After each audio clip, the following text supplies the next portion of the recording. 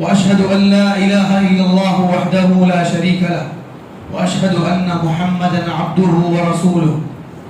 يا أيها الذين آمنوا اتقوا الله حق تقاته ولا تموتن إلا وأنتم مسلمون. يا أيها الناس اتقوا ربكم الذي خلقكم من نفس واحدة وخلق منها زوجها وبث منهما رجالا كثيرا ونساء واتقوا الله الذي تساءلون به والأرحام إن الله كان عليكم رقيبا. يا أيها الذين آمنوا اتقوا الله وقولوا قولا سديدا يصلح لكم أعمالكم ويغفر لكم ذنوبكم ومن يطع الله ورسوله فقد فاز فوزا عظيما.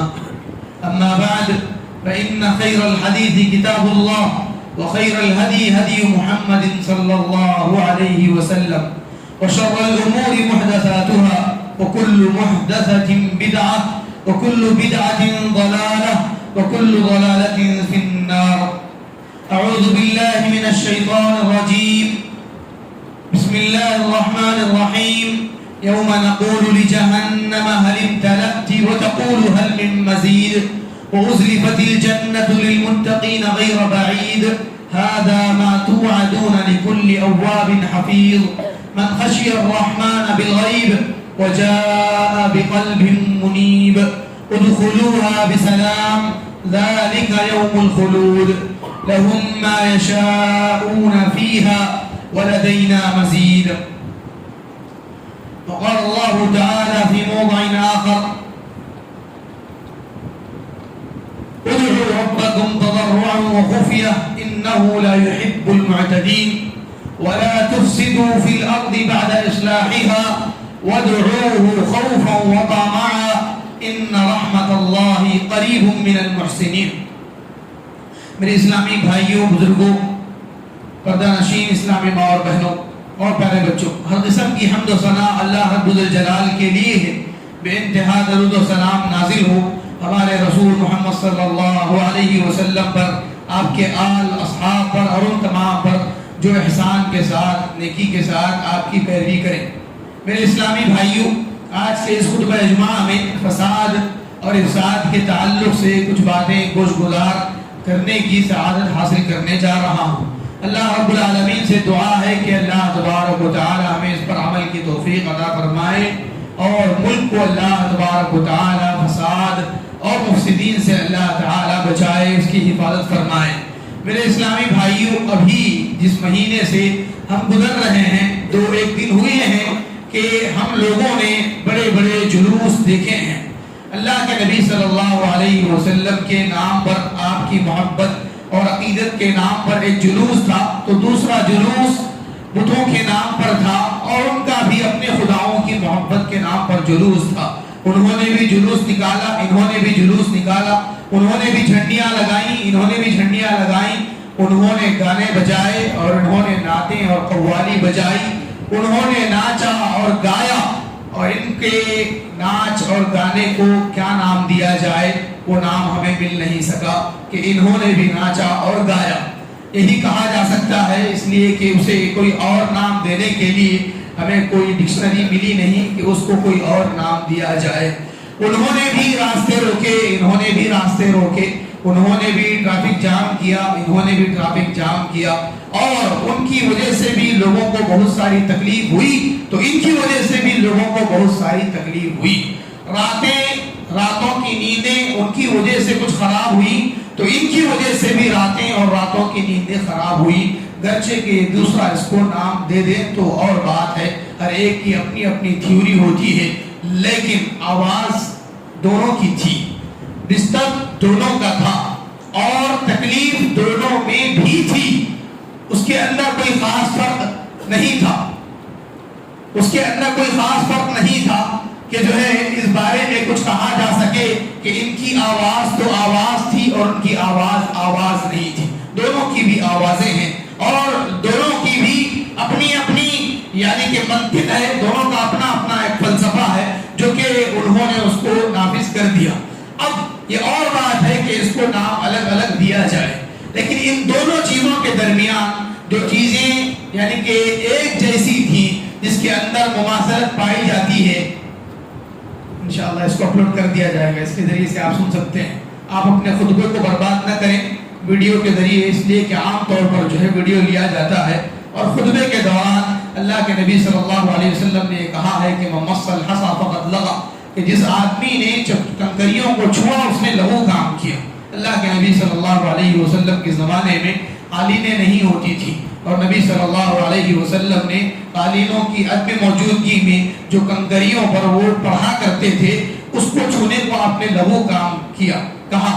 اور اسی طریقے سے آپ نے کہا کہ من قال لأخیہ انصت فقد لغا، کہ جس نے اپنے بھائی سے کہا کہ خاموش رہ تو اس نے لغو کام کیا۔ دوران خطبہ کوئی بھی حرکت یا کوئی بھی بات، حتیٰ کہ کسی کو غلط کام سے روکنا، یہ ذمہ داری خطیب کی ہے کہ وہ خطیب کو کام کرے کہ کسی کو خاموش بٹھائے یا کسی کو بولنے کے لیے کہے۔ باقی آپ لوگ اپنی نمازوں کو یا اپنے جمعے کے اجر اور ثواب کو ضائع نہ کریں کوئی بھی کام کرتے ہوئے، اس لیے کہ عموماً یہ سارے کام خطبہ کے دوران منع ہے، جیسے آدمی کا اپنے فون کے ذریعے سے کھیلنا، اپنے فون میں دیکھنا، اسکرال کرنا یا میسیجز دیکھنا یا نوٹیفیکیشن دیکھنا، یہ ساری چیزیں کنکریوں کے مقابلے میں اور بھی زیادہ خطرناک ہیں۔ اس لیے کہ آپ نے کہا کہ کنکریوں کو چھونا اگر لغو کام ہے تو اس کے مقابلے میں یہ فون اس سے بھی زیادہ خطرناک ہے۔ اس لیے فون کے ذریعے سے اپنے آپ کو جو ہے وہ جمعے کے اجر و ثواب سے محروم نہ کریں۔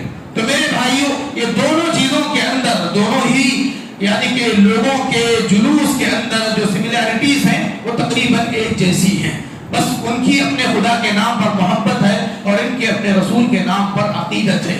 ہمارا اس کے اوپر زیادہ کچھ نہیں ہے کہنا، ہمارا صرف اتنا کہنا ہے کہ اس کی وجہ سے لوگوں کو جو دقت پیش آ رہی ہے اور سال آتی رہتی ہے، اور اس کی وجہ سے اگر دقت تکلیف تک دشواری تک رہتی تو کوئی بات نہیں، لیکن یہ تکلیف یہ دشواری فساد کی شکل اختیار کر لیتی ہے۔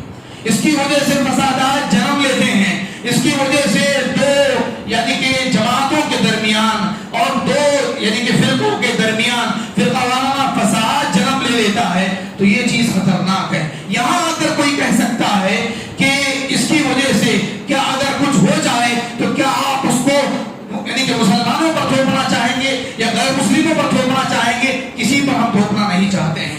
ہم اگر مسلمان ہیں تو اسلامی اعتبار سے ہم یہ دیکھنا چاہیں گے کہ کیا اللہ تبارک و تعالیٰ نے ان تمام چیزوں سے بچنے کا ہم کو حکم نہیں دیا ہے جو چیزیں فساد کا سبب بن سکتی ہیں؟ کیا اللہ تبارک و تعالیٰ نے ہمیں فساد اور فساد کی طرف لے جانے والے کاموں سے اللہ تعالیٰ نے منع نہیں کیا ہے؟ دوسرا یہ کہ اللہ کے نبی صلی اللہ علیہ وسلم جن کے نام پر یہ سب کچھ ہوتا ہے، کیا انہوں نے اگر اپنی زندگی میں، ان کی زندگی میں ہی ایسا اگر کوئی جلوس ہوتا، ایسی کوئی چیز ہوتی، تو کیا وہ اس بات کو پسند کرتے کہ ایسا کیا جائے کہ نبی کے نام پر آوازیں کی جائیں، نبی کے نام پر لوگوں کو ڈسٹرب کیا جائے، نبی کی محبت اور عقیدت کے نام پر اتنی آواز کی جائے، اتنی بھیڑ لگائی جائے کہ اس کے ذریعے سے لوگوں کو تکلیف ہو، اس کے ذریعے سے بہت بڑا فساد ہو؟ اللہ کے نبی صلی اللہ علیہ وسلم نے فرمایا کہ اگر تم میں سے کوئی آدمی مسجد کو آتا ہے اور اس کے ہاتھ میں تیر ہے، بھالا ہے، تو اس کو چاہیے کہ وہ اس کی نوک پر اپنا ہاتھ رکھے، کہیں ایسا نہ ہو کہ اس کی نوک سے کسی کو تکلیف ہو جائے اور پھر وہ آدمی اس تکلیف کی وجہ سے خود بھی تکلیف محسوس کرے اور اس کو جو ہے اجر سے محروم رہنا پڑے۔ اللہ کے نبی صلی اللہ علیہ وسلم نے جاہلیت کے نعروں سے منع کیا، نعرے بازی جسے کہا جاتا ہے، جاہلیت کے نعروں سے منع کیا، اور جاہلیت کے نعروں کو اللہ کے نبی صلی اللہ علیہ وسلم نے ختم کر دیا۔ حتیٰ کہ اللہ کے نام کے جو نعرے ہیں، اللہ کے نام کے نعروں کو بھی اللہ کے نبی صلی اللہ علیہ وسلم نے ایک لمٹ میں بلند کرنے کا حکم دیا۔ ایسا نہیں کہ اس کو بیجا سخت آواز میں بلند کیا جائے، ایسا بھی اللہ کے نبی صلی اللہ علیہ وسلم نے نہیں کیا۔ اللہ کے نبی صلی اللہ علیہ وسلم نے دعا کے بارے میں، نماز کے بارے میں، تلاوت کے بارے میں، ذکر کے بارے میں، ساری چیزوں کے بارے میں آپ نے جو ادب بتایا ہے وہ ادب یہ ہے کہ اگر ایک آدمی قرآن پڑھ رہا ہے، دوسرا آدمی نماز پڑھ رہا ہے، تیسرا آدمی ذکر کر رہا ہے، آپ نے کہا ہے کہ تینوں کو آپس میں ایک دوسرے کو ڈسٹرب نہیں کرنا چاہیے۔ اللہ تبارک و تعالیٰ نے کہا ادعوا ربکم تضرعا وخفیا، اپنے رب کو گڑ گڑا کر اور چھپ کے مانگو، پکارو. انہ لا یحب المعتدین، بے شک یہ حد سے تجاوز کرنے والوں کو اللہ تعالیٰ چاہتا نہیں ہے، پسند نہیں کرتا ہے. اللہ تعالیٰ نے مانگنے کے بارے میں، دعا کے بارے میں کہا کہ گڑ گڑا کر مانگا جائے، چھپ کر کے مانگا جائے، چپ کے مانگا جائے، اور دعا کے اندر نہ آواز بلند کی جائے اور نہ ہی دعا کے اندر ظلم کی، گناہ کی دعا کی جائے. یہ سب کچھ حد سے تجاوز کرنا ہے. اور اللہ تبارک و تعالیٰ نے کہا کہ حد سے تجاوز کرنے والوں کو اللہ تعالیٰ پسند نہیں کرتا. اسی طریقے سے سورہ بنی اسرائیل کی آیت اللہ تعالیٰ نے فرمایا وَلَا تَجْهَرْ بِصَلَاتِكَ وَلَا تُخَافِتْ بِهَا وَابْتَغِ بَيْنَ ذَلِكَ سَبِيلًا، کہ آپ اپنی نماز کے ذریعے اپنی نماز کو نہ ہی بلند آواز میں بالکل پڑھیے، نہ ہی آپ اپنی دعا کو بلند آواز سے کیجیے، اور نہ ہی بالکل ہی آہستہ. وَابْتَغِ بَيْنَ ذَلِكَ سَبِيلًا، ان دو کے درمیانی راستے پر آپ اپنی عبادت، نماز کو، فاتحہ کو، دعا کو انجام دیجیے. اللہ تبارک و تعالیٰ نے قرآن کی تلاوت کے سلسلے میں، نماز کے سلسلے میں، دعاؤں کے سلسلے میں اللہ تبارک و تعالیٰ نے یہ بات کہی ہے کہ نہ بلند آواز میں کیا جائے اور نہ ہی بالکل آہستہ، بلکہ اس کے درمیانی راستہ اختیار کیا جائے. یہ سب کیوں ہوا؟ اس وجہ سے ہوا کہ تاکہ دوسروں کو تکلیف نہ ہو، تاکہ دوسروں کو تکلیف نہ ہو، دوسروں کو دقت نہ ہو، دشواری پیش نہ آئے کہ ایک آدمی نماز پڑھ رہا ہے، دوسرا آدمی زور سے اگر تلاوت کر رہا ہے، نماز پڑھنے والا بھی تلاوت کر رہا ہے، وہ بھی اللہ کے ذکر میں ہے، قرآن پڑھنے والا تلاوت کر رہا ہے، وہ بھی اللہ تعالیٰ کے ذکر میں ہے. ایک ذکر کرنے والا جب دوسرے ذکر کرنے والے کو تکلیف نہیں دے سکتا تو چل جائے کہ ایسی چیز جس کے بارے میں خود تمہارے اپنے علماء ائمہ منع کرتے ہیں، اس کے باوجود بھی اسے کہیں نہ کہیں سے شہ دیتے ہیں، اکساتے ہیں، اس سے نظر انداز کرتے ہیں کہ کرنے دیا جائے.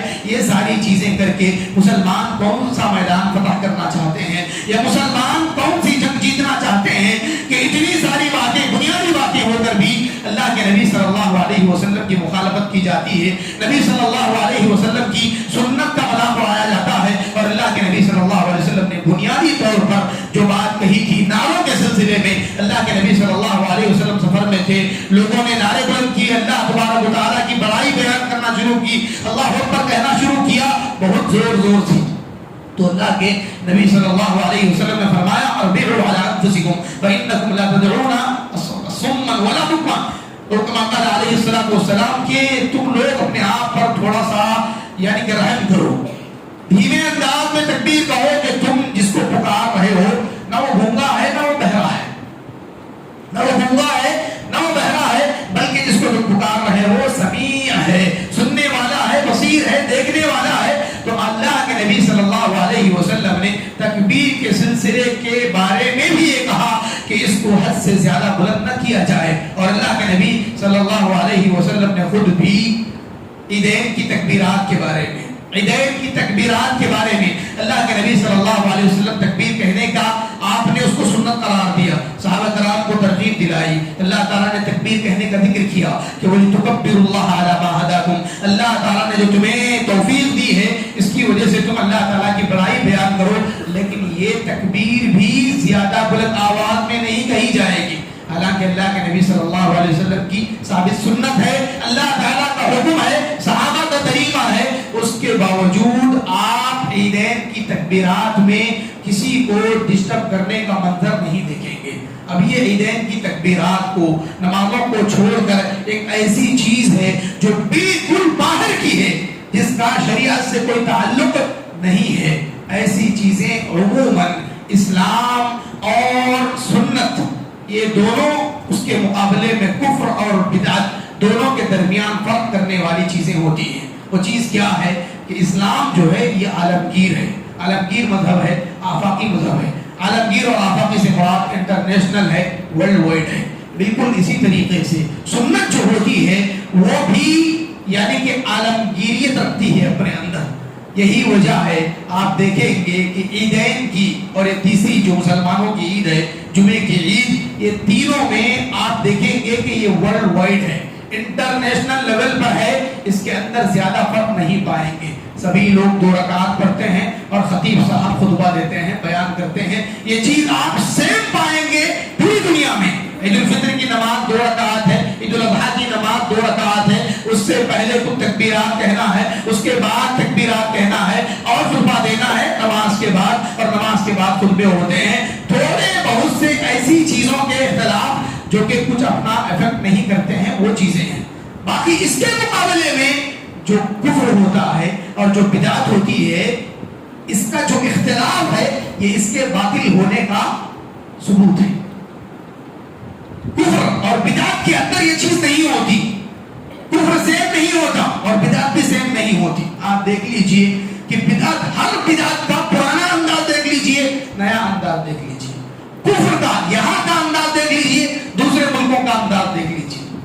کفریہ جو عیدیں ہیں، شرکیہ جو عیدیں ہیں، ان عیدوں کا یہاں کا انداز دیکھ لیجئے، دوسری جگہوں کا انداز دیکھ لیجئے.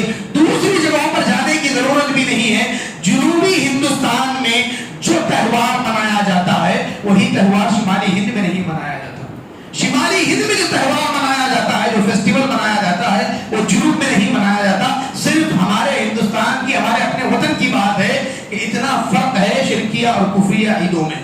بالکل اسی طریقے سے بدعت جو یہاں جس انداز میں منائی جاتی ہے، دوسری جگہوں پہ وہ انداز میں منائی نہیں جاتی.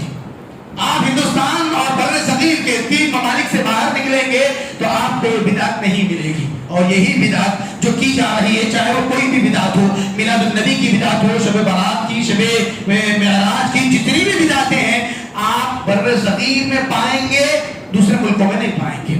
خلیج میں آپ ان بدعتوں کو نہیں پائیں گے. افریقہ کے بہت سارے ممالک میں ان بدعتوں کو نہیں پائیں گے. دوسرا، یہ بدعتیں پہلے جیسے منائی جاتی تھی ویسے آپ نہیں منائی جاتی. اور یہ بدعتیں پوسٹپون ہوتی رہتی ہیں، آگے پیچھے ہوتی رہتی ہیں. اس کے طریقے بدلتے رہتے ہیں، انداز بدلتے رہتے ہیں، اسلوب بدلتے رہتے ہیں. کیوں؟ اس لیے کہ بدعت انسان کی ایجاد کرتا ہے، کفر انسان کا ایجاد کرتا ہے شیطان کے راستے سے، اور اسلام اللہ کی طرف سے ہے جو پوری دنیا کا خالق، سارے جہانوں کا خالق ہے، اور وہ علیم ہے، حکیم ہے. اس کے علم اور حکمت کا تقاضا یہ تھا کہ اس کے اندر کچھ بھی اختلاف نہیں ہوتا. اسی لیے آپ نمازوں میں اختلاف نہیں پائیں گے. 5 وقت کی نمازیں سبھی مانتے ہیں، کہیں کے بھی مسلمان ہوں، کہیں کے بھی مسلمان ہوں. 2 عیدوں کو سارے مسلمان مانتے ہیں، ساری دنیا کے، وہ کہیں کے بھی مسلمان ہو. جمعے کو 8 دن کی عید، عید المؤمنین کے طور پر سارے مسلمان مانتے ہیں، وہ کہیں کے بھی ہوں. کیونکہ اس کو سنت بنانے والے اور اس کو دین بنانے والے اللہ تعالیٰ ہیں اور اللہ کے رسول صلی اللہ علیہ وسلم ہیں. اور اللہ تبارک و تعالیٰ نے ساری دنیا کے لوگوں کو اس پر متفق کیا ہوا ہے، اس پر اللہ تبارک و تعالیٰ نے اجماع کیا ہوا ہے. اور باقی جتنی چیزیں ہیں وہ اختلاف کا شکار ہیں، انتشار کا شکار ہیں. یہ اختلاف، یہ انتشار اس کے باطل ہونے کی دلیل، اس کے بدعت ہونے کی دلیل، اس کے غلط ہونے کی دلیل ہے کہ یہ طریقے جو پہلے منائے جاتے تھے 5 سال پہلے، ابھی الگ ہو گئے. 5 سال سے پہلے، 10 سال پہلے جو طریقہ تھا وہ طریقہ اب نہیں ہے. اور یہاں کے مسلمانوں کا جو طریقہ ہے دوسری جگہوں کے مسلمانوں کا وہ طریقہ نہیں ہے. یہی اس کے غلط ہونے کا بین ثبوت ہے. اور اس سے بڑا ثبوت یہ ہے کہ تم پریشان ہوتے ہو دلیلیں دینے میں، تم پریشان ہوتے ہو اس کو ثابت کرنے میں، تم پریشان ہوتے ہو، تعویل کرتے ہو، جھوٹ کہتے ہو، باتوں کو ادھر ادھر پھیرتے ہو اس کو ثابت کرنے میں. یہی اس کی دلیل ہے کہ یہ چیز غلط ہے. تو میرے بھائیوں، ایک وہ چیز جو تھی ہی نہیں، جس کا وجود تھا ہی نہیں، اس کو لوگوں نے فروغ دیا، اس کو لوگوں نے پروموٹ کیا، اس کو لوگوں نے پھیلایا. اب اس کا نتیجہ یا دوسری چیزوں کا نتیجہ کہیے کہ زمین میں فساد ہو رہا ہے، شہروں میں فساد ہو رہا ہے. یہاں فساد ہوا تلنگانہ میں، کرناٹک میں فساد ہوا اور چینلوں نے اس کو لے لیا. اور چینلوں میں ساری چیزیں ابھی آپ کو ملیں گی کہ یہاں فساد ہوا، وہاں فساد ہوا. فساد جو ہوتا ہے میرے بھائیوں، اللہ تبارک و تعالیٰ بنیادی طور پر فساد کے بارے میں جو بات کہتے ہیں کہ انہ لا یحب الفساد، انہ لا یحب المفسدین، ان اللہ لا یحب المفسدین، کہ اللہ فساد کو پسند نہیں کرتا. اللہ تعالیٰ فساد کرنے والوں کو پسند نہیں کرتا. اللہ تبارک و تعالیٰ فساد کرنے والوں سے محبت نہیں رکھتا. بنیادی طور پر اللہ تبارک و تعالیٰ امن کو چاہتے ہیں، اللہ تبارک و تعالیٰ خوف کو نہیں چاہتے ہیں. اللہ تبارک و تعالیٰ بنیادی طور پر چاہتے ہیں کہ صلاح ہو. یہ حکم اللہ نے دیا، وَلَا تُفْسِدُوا فِي الْأَرْضِ بَعْدَ إِصْلَاحِهَا. اصلاح کے بعد درستگی کے بعد, حالات کے ٹھیک ہونے کے بعد زمین کو مت بگاڑو, زمین میں فساد مت کرو. اللہ تبارک و تعالیٰ کو خوف اور حرص سے پکارو. اللہ تبارک و تعالیٰ فساد کرنے والوں کو پسند نہیں کرتا. اللہ تبارک و تعالیٰ نے فساد جن چیزوں کو قرار دیا ہے اس میں کئی چیزیں ہیں. کفر یہ فساد ہے, نفاق یہ فساد ہے. اللہ تبارک و تعالیٰ نے کہا وَإِذَا قِيلَ لَهُمْ لَا تُفْسِدُوا فِي الْأَرْضِ قالوا انما نحن مصلحون الا انهم هم المفسدون ولكن لا يشعرون. جب ان سے کہا جاتا ہے کہ جو ہے زمین میں فساد نہ کرو, وہ کہتے ہیں کہ ہم تو سدھارنے والے ہیں, ہم تو سدھارنے والے ہیں. اللہ تعالیٰ کہتے ہیں کہ نہیں, وہی فسادی ہیں لیکن وہ شعور نہیں رکھتے ہیں. اللہ تبارک و تعالیٰ نے یہ جو عہدے ہیں, عہدوں کو اللہ تبارک و تعالیٰ نے, طاقت کو اللہ تعالیٰ نے فساد کا ایک سبب بتایا ہے. فَهَلْ عَسَيْتُمْ إِن تَوَلَّيْتُمْ أَن تُفْسِدُوا فِي الْأَرْضِ وَتُقَطِّعُوا أَرْحَامَكُمْ. ممکن ہے کہ اگر تمہیں عہدہ مل جائے, طاقت مل جائے, تو تم زمین میں فساد کرو گے اور رشتوں کو کاٹو گے. اللہ تبارک و تعالیٰ نے فساد کے بارے میں بنیادی طور پر یہ بات کہی ہے کہ فساد لوگوں کے کرتوتوں کی وجہ سے ہوتا ہے. بنیادی طور پر یہ کہ اللہ پسند نہیں کرتا اس کو, فساد کو بھی, فساد کرنے والوں کو. دوسری بات یہ کہ اللہ تبارک و تعالیٰ نے یہ کہا کہ فساد جو ہوتا ہے زمین میں, بر و بحر میں, چاہے وہ خشکی میں ہو, تری میں ہو, سمندر میں ہو, زمین پر ہو, وہ فساد لوگوں کے کرتوتوں کی وجہ سے ہوتا ہے. ظہر الفساد فی البر والبحر بما کسبت ایدی الناس لیذیقہم بعض الذی عملوا لعلہم یرجعون. کہ بر اور بحر میں فساد ظاہر ہو گیا ہے بما عملوا, ان کے کاموں کی وجہ سے, تاکہ اللہ تبارک و تعالیٰ ان کے بعض کاموں کی سزا ان کو چکا دے. تو عموماً لوگوں کے اپنے اعمال یہ سبب ہوتے ہیں فساد کے, ورنہ اللہ تبارک و تعالیٰ فساد کو پسند نہیں کرتا ہے. امن کو اللہ تبارک و تعالیٰ نے اپنی نعمت قرار دیا ہے. اب یہ ساری چیزوں میں آخر میں جا کر کے جو بگاڑ ہوتا ہے, اس بگاڑ کا سب سے زیادہ نقصان مسلمان اٹھاتے ہیں. کرنے والے کون ہوتے ہیں؟ کرنے والے بے روزگار ہوتے ہیں. کرنے والے بے روزگار ہوتے ہیں. دونوں طرف کے جو ہیں وہ بے روزگار ہوتے ہیں, بے شعور, لاشعوری کی زندگی گزارنے والے ہوتے ہیں.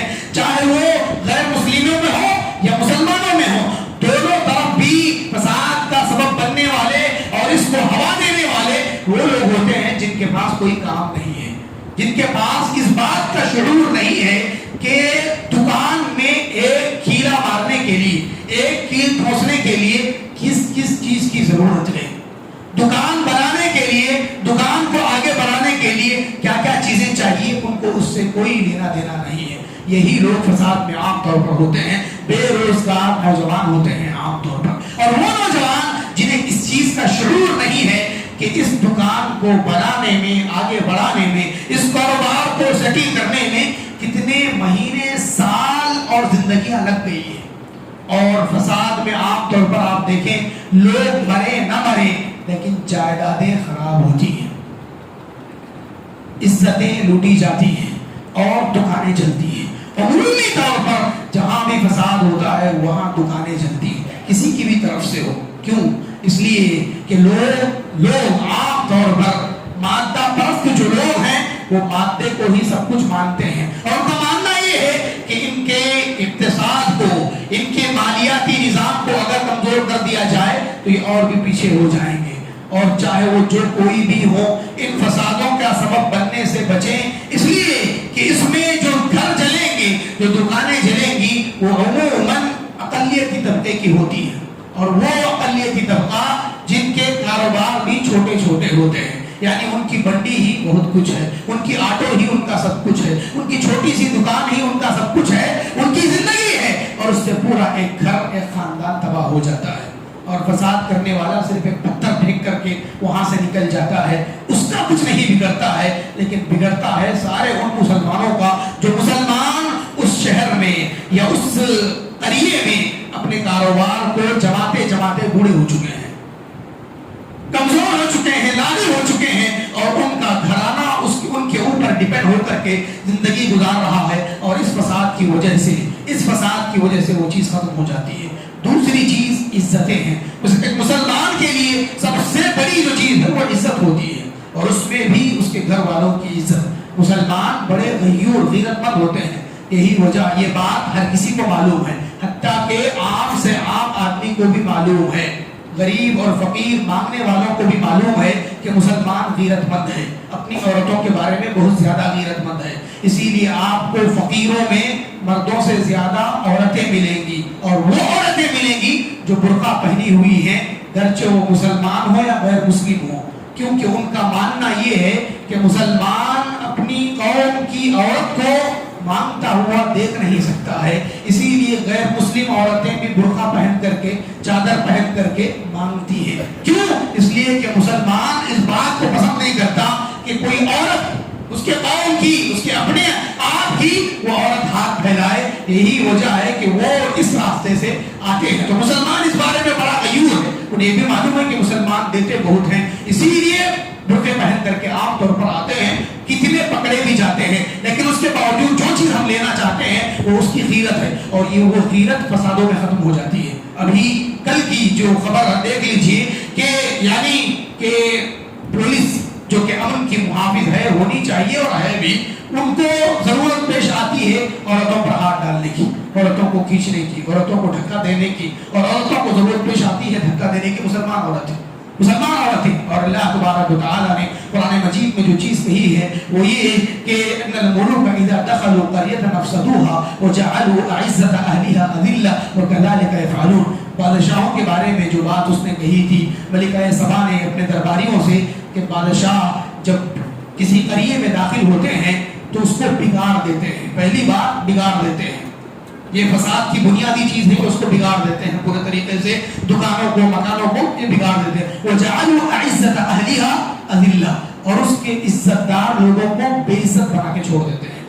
وَكَذَلِكَ يَفْعَلُونَ، سلیمان اور سلیمان کا لشکر بھی ایسا ہی کرے گا، گرچہ کہ سلیمان علیہ السلام نے ایسا نہیں کیا، لیکن اس کا جو فساد کے بارے میں ڈیفینیشن ہے وہ ڈیفینیشن ہمارے لیے ابھی عبرتناک ہے۔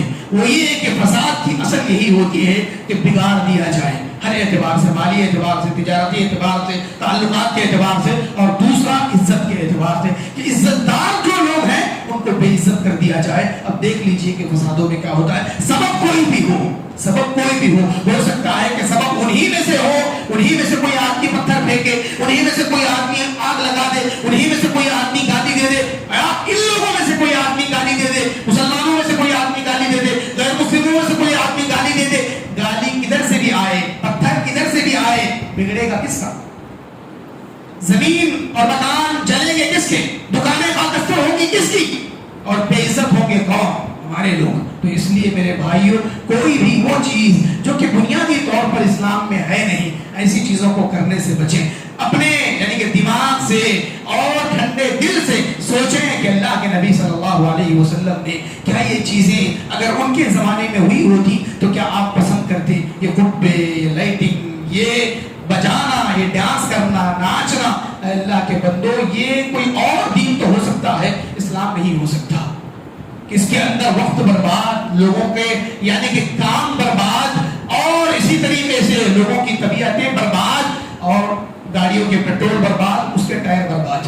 ایسے ایسے نوجوان جنہیں ٹائر خریدنے کا پیسہ بھی نہیں، گاڑی میں پیٹرول ڈالنے کا پیسہ نہیں، اور یہ جا کر جلوس میں جا کر کے اسٹنٹ کر رہے ہیں، اسٹنٹ کر رہے ہیں جلوس میں جا کر، پیٹرول ڈلانے کے پیسے نہیں ہیں، ٹائر بنانے کی کچھ اوقات نہیں ہے، لیکن حال یہ ہے کہ یہ اسٹنٹ کر رہے ہیں۔ اسٹنٹ اللہ کے نبی صلی اللہ علیہ وسلم کے زمانے میں صحابہ کرام نے اسٹنٹ کیے جلوس میں، نعوذ باللہ۔ اب بولیں گے کہ نہیں کیے، جلوس ہی نہیں کیے تو اسٹنٹ کیا کریں گے وہ لوگ؟ یہ مسلمان ہیں جنہیں دیکھ کے شرمائے یہود، یہ مسلمان ہیں جنہیں دیکھ کے شرمائے یہود۔ یہودی بھی شرماتا ہوگا کہ نبی کے نام پہ کیا کیا کرتے ہیں لوگ، نبی کے نام پہ ڈی جے، نبی کے نام پہ گانا بجانا، اللہ کی پناہ یہ جو کچھ بھی ہوا، لیکن فساد غلط ہے، چاہے کسی کی بھی طرف سے ہو، لیکن مسلمانوں کو چاہیے کہ وہ اپنے بارے میں خود فکر کریں کہ کون ہے جو آپ کو مارنا چاہتا ہے، کون ہے جو آپ کی دکانوں کو جلانا چاہتا ہے، کون ہے جو آپ کی عزت دار خواتین کو کھینچنا چاہتا ہے بے عزتی کے میدان میں۔ اس لیے اس دروازے کو بند کریں، اس دروازے کو بند کریں۔ ایک ہی غریب آدمی کی چھوٹی سی جو دکان ہے وہی اس کی زندگی ہے، آپ کے لیے وہ کچھ نہیں ہوگی، آپ کے لیے وہ کچھ نہیں ہوگی۔ اس کی جو منڈی ہے، ٹھیلا منڈی، اس کی زندگی کے لیے وہی سب کچھ ہے۔ وہ اگر چلی گئی تو اس کو وہاں پر جمانے میں کتنا وقت لگے گا، اس کو دکان بنانے میں کتنا وقت لگے گا. اور ہمارے لوگ جو ہے اس چیز کو سمجھے بغیر یعنی کہ آگے بڑھتے جاتے ہیں. جوش کا وقت نہیں ہے، ہوش کا وقت ہے. اللہ تعالیٰ سے دعا ہے کہ اللہ تعالیٰ ہمیں توفیق عطا فرمائے. اللہ تبارک و تعالیٰ فساد اور فساد کی طرف لے جانے والی چیزوں سے اللہ تعالیٰ ہمیں بچائے. ہمارے مسلمانوں کی حفاظت فرمائے، مسلمانوں کی جان و مال کی عزت و آبرو کی حفاظت فرمائے. اللہ تبارک و تعالیٰ حاسدین کے حسد سے، شر پسند لوگوں کے شر سے اللہ تبارک و تعالیٰ ہم سب کی حفاظت فرمائے. اللہ تعالیٰ ملک کو امن و امان کا گہوارہ بنا دے. آمین. اقول قولی ھذا واستغفر اللہ لی ولکم ولسائر المسلمین من کل ذنب فاستغفروہ انہ هو الغفور الرحیم.